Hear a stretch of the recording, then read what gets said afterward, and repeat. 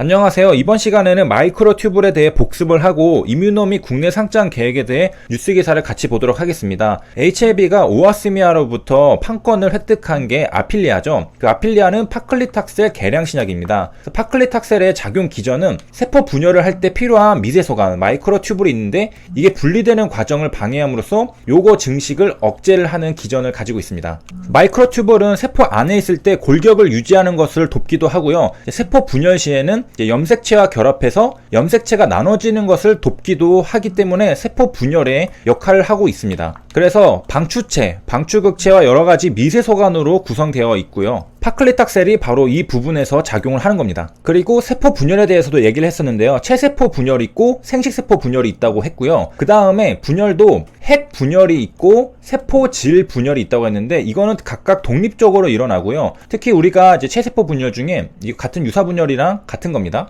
이거는 이제 핵 분열만 이제 포함을 한다. 세포질 분열은 아니다라고 되어 있습니다. 엄밀하게 정의할 때 말이죠. 그래서 유사 분열은 복제된 염색체가 두 개의 새로운 핵으로 분리될 때 세포 주기를 말합니다. 그러고서 세포질 분열도 일어나겠죠. 그리고 요게 유사 분열이라는 게 비슷하다는 게 아니라 실이 있다라는 뜻이라고 했습니다. 그리고 그 실은 마이크로튜블이라고 했고요. 세포 주기 중 간기에서 세포 성장과 DNA 복제가 진행된 후에 이것을 이제 펼치게 되죠. 이렇게 여기 보면은 이 안에서 이렇게 실이 이렇게 하면서 쭉 나열한 다음에 각자 이제 가져가가지고 이렇게 나눠지는 걸 알 수 있습니다. 그래서 요거 핵 분열하는 게 유사 분열이고 또 이제 세포질도 분열이 되는 걸 알 수가 있습니다.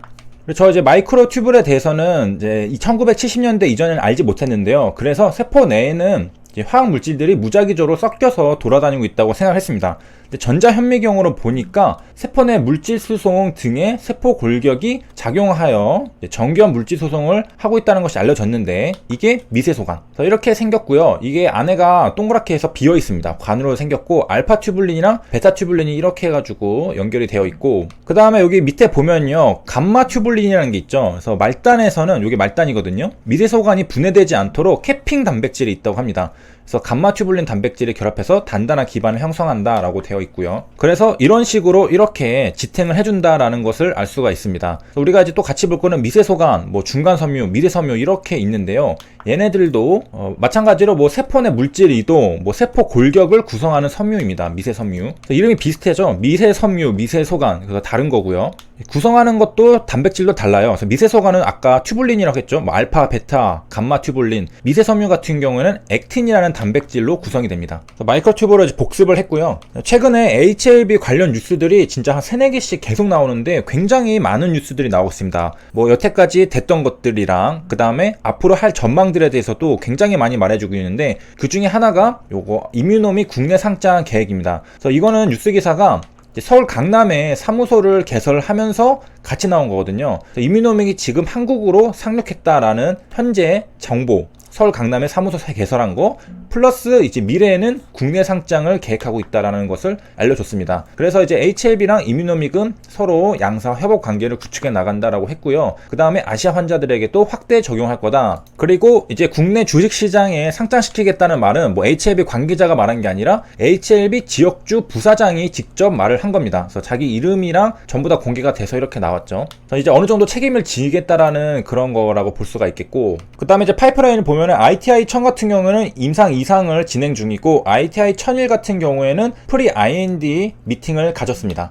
조만간 이제 IND 제출을 할 것 같고요. 그 다음에 여기 내려가 보면은 이제 이뮤노믹은 브레인 센터를 이제 설립한다고 되어 있는데요. 이게 뇌 쪽이랑 좀 관련이 있습니다. 이제 앞으로 이뮤노믹의 뉴스 기사들, 정보들을 보려면은 이제 뇌에 대한 이해도 우리가 해놓을 수 있어야 되는데요. 뇌는 이제 크게 3조각으로 나눌 수가 있습니다. 여기 보면은 대뇌라고 하고 우리가 일반적으로 알고 있듯이 기억력, 문제 해결, 사고, 느낌에 관여를 하고요. 그 다음에는 이제 소뇌라는 게 있는데 머리 뒤쪽에 있고요. 이거는 몸의 균형과 기관의 공동작용에 관여한다고 하고, 그 다음에 뇌관은 이렇게 여기 보이는 요거 있고요. 그래서 우리 뇌는 크게 이렇게 대뇌, 그 다음에 소뇌, 그리고 뇌관으로 있는 것을 알 수가 있습니다. 그리고 우리가 대뇌 각 절반들을 이제 대뇌 반구라고 하고요. 흔히 이제 좌뇌, 우뇌 이렇게 나눠져 있죠.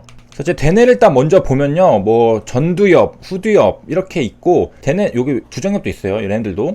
대뇌는 이제 가장 나중에 생긴 거고, 뇌에서 비중이 80%나 차지한다고 합니다. 그리고 뭐 포유 동물의 등장과 함께 진화해서 발달했기 때문에 대뇌를 포유 동물의 뇌라고 부르기도 한다고 하고요. 그리고 우리가 많이 들어보는 대뇌 피질은 대뇌 가장 바깥쪽 부위에 있는 것이라고 보면 되겠습니다. 이렇게 해서 이제 중간 정리를 하면은 척추 동물의 뇌는 크게 대뇌, 소뇌, 뇌간으로 세 가지 나눌 수 있다고 했고요.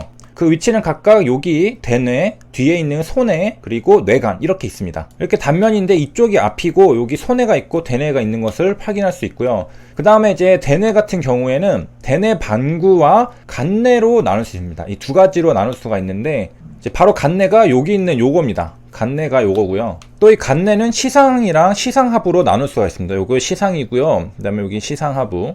그래서 이제 간뇌의 역할은 뭐냐? 이제 주로 이제 내장, 혈관 같은 자율신경을 관리하고요. 대뇌랑 소뇌 중간에 사이에서 존재를 합니다. 다시 한번 확인하면 여기 대뇌가 있고 소뇌가 있다고 했잖아요. 여기에 이렇게 간뇌가 있습니다. 그리고 이거는 시상이랑 시상하부로 또 나눌 수 있고, 그리고 요 시상이 간뇌 대부분을 차지하는 주요 구조입니다.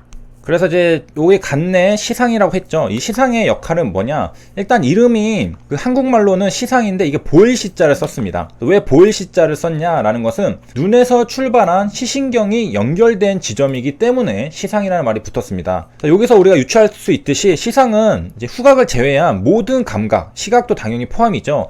이런 것들을 일시적으로 머무르게 했다가 대뇌의 피질로 보내게 됩니다. 피질은 가장 바깥에 있는 거라고 했었죠. 그리고 이제 영어로는 이제 셀러머스라고 하는데 이게 일시적으로 머물렀다 가는 거기 때문에 그리스어로 휴게실이라는 뜻이라고 합니다. 그러니까 한국말로는 이게 시각 정보 같은 게 여기 머물렀다가 이제 피질로 보내는 거, 그래서 시상이나 붙었고, 외국말로 그리스어로는 여기에 이제 후각을 제외한 시각 포함이죠. 다른 감각들이 여기 머물렀다가 가기 때문에 휴게실이라는 이름이 붙은 겁니다. 그래서 한마디로 중개 역할을 한다. 그래서 신호를 대뇌 방구, 그 대뇌 피질로 보내는 역할을 하는 거죠.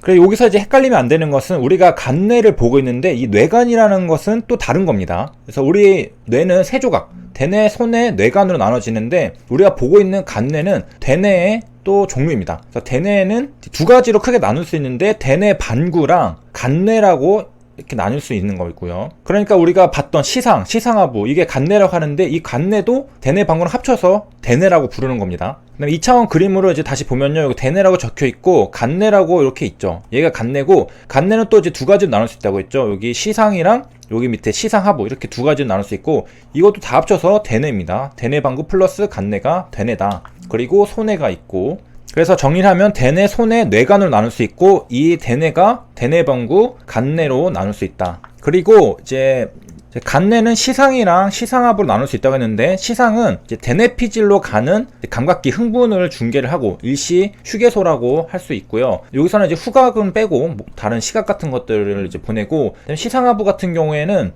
여기서 이제 뭐 체온 조절, 혈당량 조절, 뭐 삼투압 조절 이런 것들을 하는 곳입니다. 그 다음에 뭐 식욕, 생식, 수면에 대한 본능적 욕구의 중추이기도 하다라고 되어 있습니다. 이렇게 해서 이번 시간에는 이뮤노믹이 서울 강남 사무소를 개설했다. 그리고 앞으로 국내 상장 계획이 있다. 그리고 브레인센터를 설립했다. 그래서 앞으로 뇌와 관련된 소식들이 많이 나올 것 같은데 그에 대비해서 좀 배경지식을 쌓는 걸 가졌고, 뇌는 크게 세 조각, 대뇌, 소뇌, 뇌간으로 나뉜다. 그리고 대뇌는 대뇌 방구랑 간뇌로 나뉜다. 간뇌에는 시상이랑 시상하부가 있다라는 것을 알아봤습니다. 여기까지 시청해주셔서 감사합니다.